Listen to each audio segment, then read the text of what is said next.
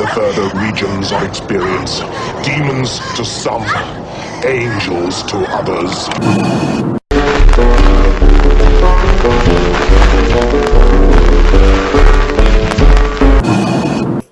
One thing we can all agree on is death is going to come, and then the afterlife.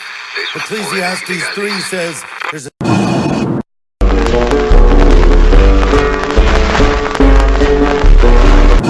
Don't touch that dial, everybody. You found another episode of Rancid, Rants, and Reviews. I'm your host, Yeti the Movie Raccoon, and today we're going to talk about Dorm of the Dead.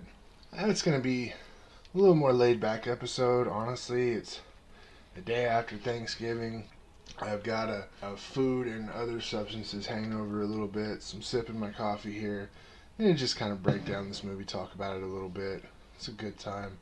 Hope you guys are enjoying your time around the holidays. If you're off work, if you're working, whatever, just hope you guys are having a good time or whatever. So speaking of good times, let's go ahead and get into this movie. So to start with, it's a zombie movie, but it's different. Once the shit really hits the fan, most of what you see isn't from a group of survivors' perspective or even humans' perspective. This movie largely follows one zombie, which we'll get to later, and kind of shows how this infection spreads. So there's Arkham Hall.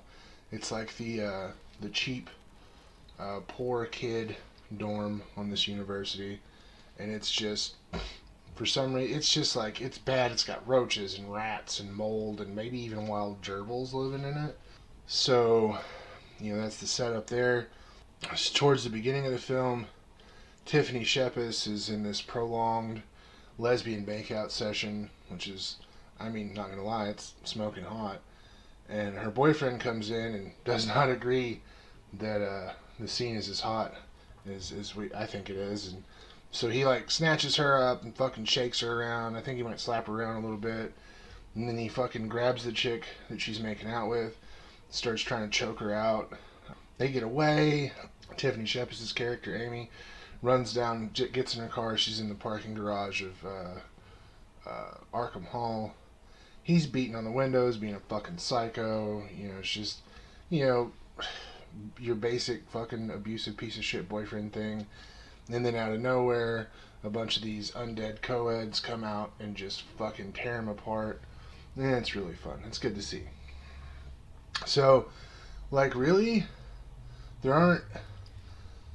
Because of the perspective of the film, you don't get the, the people hiding from the zombies or the courageous group trying to fight off the zombies. The antagonist in this is a girl named Claire, and she's played by Jackie Hall. And she's like the reason she's the reason all this shit happens, pretty much. She's a total bitch. She has this thick southern accent, not like a Georgia accent either. I looked at her IMDb. She was born in Arkansas, and it's definitely that Arkansas accent. I was raised in eastern Oklahoma. I know that Arkansas accent pretty well. And she's just such a cunt in this movie. But she plays her so well, and she's so beautiful, and she's such a bitch, and she's so fun. I love this character. She's totally a bitch, and her lines seem more high school than college or whatever. But man, she's so fun. Every time she's on screen, it's a good time, and she's nice to look at. Jackie Hall is definitely nice to look at. She's ultra hot, trailer park cheerleader hot. If you don't know what I'm talking about, I'm sorry your life sucks so goddamn much. But she is just a delight on screen. Before we get to meet her, though, we get to meet our focus of the film. Is this vegetarian goth chick named Sarah, who's there at the school, and she's a student or whatever, and she's got a decent dorm. Turns out her mom's tuition check bounced, and the dean's like, bitch, you got 3 days to get me my money, or your ass is out. And by the way, you're out of your dorm, and now you live in Arkham Hall, which is, yikes. So, somewhere in between there, for some reason, fucking Claire just hates Sarah. One thing I really dig about this movie is that the zombie outbreak has a definite cause. The professor, Dr. Xander, because it's a college movie, he goes on, I don't even know what he teaches, fucking weirdoology or something. He went to Haiti and saw real zombies and collected zombie blood. And this chick that he's fucking, this student, she's like, okay, well, you're either going to leave your wife and be with me, or I'm going to ruin your fucking life. So he tells her to meet him in the storage basement of Arkham Hall, and they can make their decision. I'm sorry, but, like, if you're dumb enough to meet somebody in a basement somewhere to make a decision after you've given them an ultimatum, you deserve to be injected with Haitian zombie blood and turned into patient zero of the fucking undead, which is precisely what happens. So he leaves her there in the basement. Of course she gets out, because like I mentioned earlier, there's, zombie coeds roaming Arkham Hall. So he goes back to check on her and take care of her, and realizes that she's turned more people. They get attacked. He gets fucking torn apart. They, like, tear one of his arms off and shit. Before he's finished off, Claire shows up and is like, oh, I'll help you out of here. Just give me the last vial of zombie blood. So he gives it to her, and she's like, alright, dog, see you later, and bounces out, and the fucking professor is mauled to death by zombie coeds. Fuck yeah, cheers for that. So, because Sarah pissed Claire off in class by laughing at some dumb shit she said, because Claire is not bright, she takes this vial of zombie blood, goes to Arkham Hall, breaks into Sarah's room, and as she's sleeping, pours the zombie blood in her mouth. Fucking wow. And this is really interesting, because when the professor shot his paramour full of zombie blood, it took her 10 or 15 seconds to really turn and become, a flesh-eating monster. But with Sarah, because she ingested it, it's taken her longer. So it's over a period of, I want to say like maybe a day, or maybe it's just a few hours. I'm not super sure. It might be a couple of days. Yeah, I think it's more like a couple of days. She slowly changes from this vegetarian to wanting meat. And then, of course, meat doesn't satisfy, so she figures out her craving, like, leads her to eat people. So at one point, Sarah is wandering the town, and she gets a ride from this dude, and he's a fucking creep. He's like, oh yeah, let me give you a ride. Then he's like, oh, hey, I'm giving you this free ride. What are you gonna do for me, sugar? Hey, baby. And he's just being a fucking creep. So he's like calling her, oh, my sweetness. And she's pretty much, she goes from telling him to fuck off, and she gets kind of like lethargic, and she's just kind of in the car with him. So it's like the cravings are taking over, like the transformation's coming. So he takes her to get some food, and there's this really cool shot like inside a truck stop, and I swear it looks like it's just like guerrilla filmmaking, just guerrilla shooting. It's really cool. So he takes her from there to the drive-in theater, and he's gonna like buy her a pizza and a fucking hamburger and blah blah blah blah.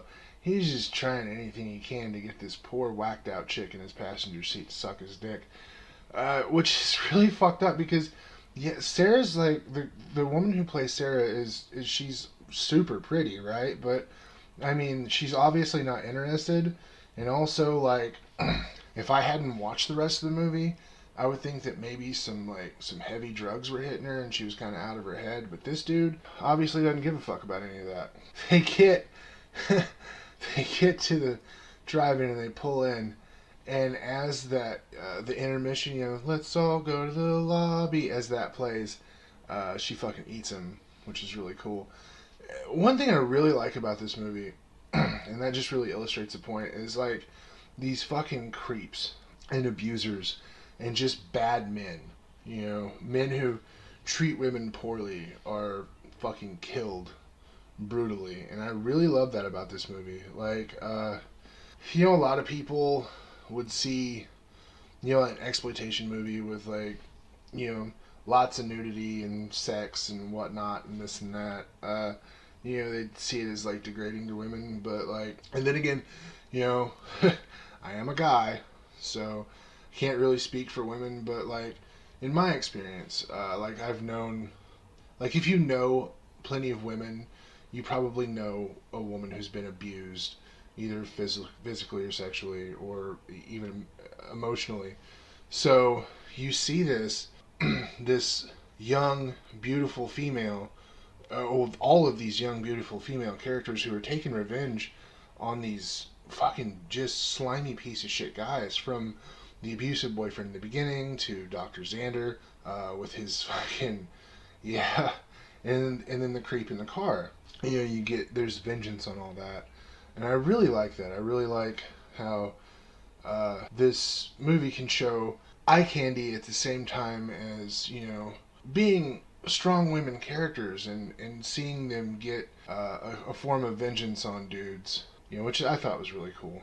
So another thing I thought was really cool about this is not one zombie dies in this movie. This is the beginning of a zombie apocalypse. The movie ends on that exposition-heavy news clip that most zombie movies start with, which is really cool. Like like proper end. Like I think the reporter gets carried off by zombies. But and again, another interesting thing about this movie that you don't usually see with zombie movies is there's some thought going on in there. They're not just mindless husks that are eating people. And they're working as a team, like as a pack. And they're like killing people and carrying them off to eat them somewhere else, or carrying them off to put them maybe so where they can turn and not have to worry about anything. So that's really neat. The one thing I didn't like about this movie is about, I'd say, the first half. Like, into the meat of the second act, the soundtrack in this movie is fucking horrendous. It is fucking terrible. It's like, I don't know, it sounds like royalty-free K-pop, which I'm sure part of it is royalty-free music. Fuck, we all use it, you know what I'm saying? It's there's nothing wrong with it. I just didn't feel like a lot of the music really fit the scenes until Sarah kind of realizes what she's doing, or maybe doesn't realize, but just like lets it take over. And then we got some really cool, it's a band called Scum of the Earth. They sound kind of like